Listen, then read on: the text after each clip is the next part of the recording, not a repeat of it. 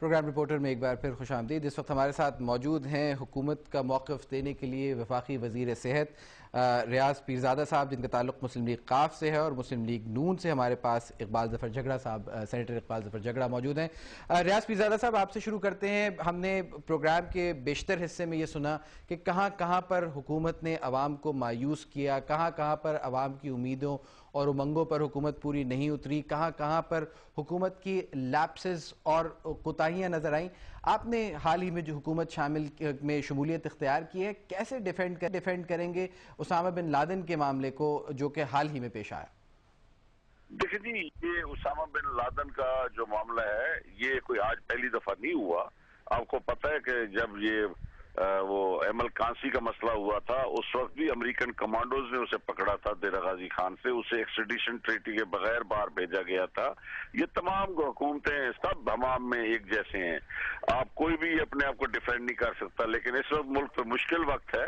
اب ضرورت ہے سیاسی جماعتوں کو اور اسٹیبلشمنٹ کو کہ یہ تمام لیپسز جو ہیں، سب جو میرے جیسے پرانے ہم بیٹھے ہوئے ہیں، میں 77 کا ٹکٹ ہولڈر ہوں پیپلز پارٹی کا، تو ہمیں تو تمام حالات واقعات کا مارشل لاز کا پتہ ہے، اور یہ جو فرد واحد کی حکومتیں چلتی رہی ہیں یہاں پہ، اب ان کا وقت نہیں ہے۔ مل جل کے وہ کہتے ہیں نا، کلیکٹیو وزڈم کی ضرورت ہے اس ملک کو، اور اس وقت لڑائی جھگڑے کی ایک دوسرے پر کیچڑ اچھالنے کا وقت نہیں ہے، اس لیے میں تو ان چیزوں کو اوائڈ کرتا ہوں۔ لیکن بدقسمتی ہماری یہ ہے کہ پارلیمنٹ کے اندر آپ نے کل دیکھا کہ پھر وہی اسی ڈگر پہ ہم واپس آ گئے کہ ہمیں پارلیمنٹ کے اندر پھر وہی نعرہ بازی۔ ریاض صاحب، آپ اگری کرتے ہیں کہ جو ہے وہ ریاض صاحب اگری کرتے ہیں کہ وزیر اعظم نے انگریزی میں جو خطاب کیا، قوم کو مخاطب کیا پہلی بار 8 روز کے بعد، فرانس کے دورے کے بعد، وہ ٹھیک تھا؟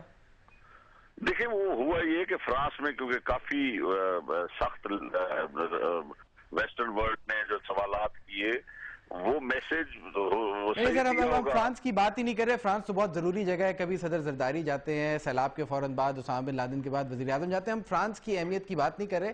ہم تو یہ کہہ رہے ہیں کہ کل آپ نے کہا کہ جو پارلیمنٹ میں ہوا غلط ہوا، نقطہ اعتراض یہ اٹھایا گیا کہ انگریزی میں خطاب کیا جا رہا ہے 8 روز کے بعد۔ انگریزی میں کیا ہوا؟ انگریزی میں سب اگر کوئی خطاب کر دیتا تو اس میں کون سی ایسی بات؟ سر، آپ کی حکومت میں کہا گیا ہے کہ ڈگری کی شرط ضروری نہیں ہے، عوامی نمائندگان کو ڈگری کی شرط ضروری نہیں ہے، پاکستان کی ایک بڑی آبادی انگریزی نہیں بولتی۔ آپ سمجھتے ہیں کہ یہ صحیح تھا؟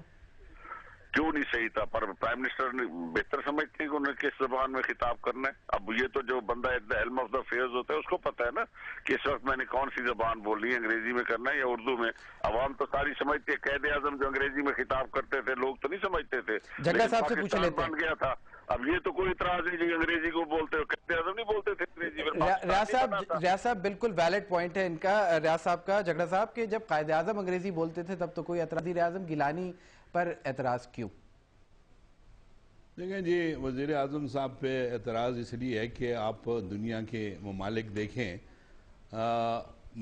میں نے خود دیکھا ہے، یہاں پر چین کے فارن منسٹر آئے تھے اور بہترین انگریزی جانتے تھے اور بول سکتے تھے، لیکن اس نے جتنی بھی بات چیت کی وہ چائنیز میں کی اور ساتھ ان کا انٹرپریٹر بیٹھا اس کی ٹرانسلیشن کرتا رہا۔ آج آپ کے ملک میں دیکھیں جی، جو ایجوکیشن لیول ہے لوگوں کا اور جو اس وقت ضرورت ہے، اس وقت میڈیا نہیں تھا، اس وقت میڈیا ہے، پوری قوم آپ کی بیٹھی سن رہی ہوتی ہے۔ وزیر اعظم صاحب کو وہ اپنی زبان میں سننا چاہتے ہیں۔ بات یہ تھی دراصل کہ تیار تقریر ان کو پکڑا دی گئی اور وہ بدقسمتی سے انگریزی میں لکھی گئی تھی تو ان کو وہ انگریزی میں ہی پڑھنا پڑا۔ یہ اگر اردو میں لکھ کے ان کو دے دی جاتی تو میرے خیال میں زیادہ بہتر ہوتا تھا کہ وہ لکھی ہوئی تقریر جو ہے وہ پارلیمنٹ میں پیش کر دیتے۔ تو اس پہ بہت شکریہ۔ ہم معذرت خواہ ہیں کہ وقت ہمارے پاس مختصر ہے۔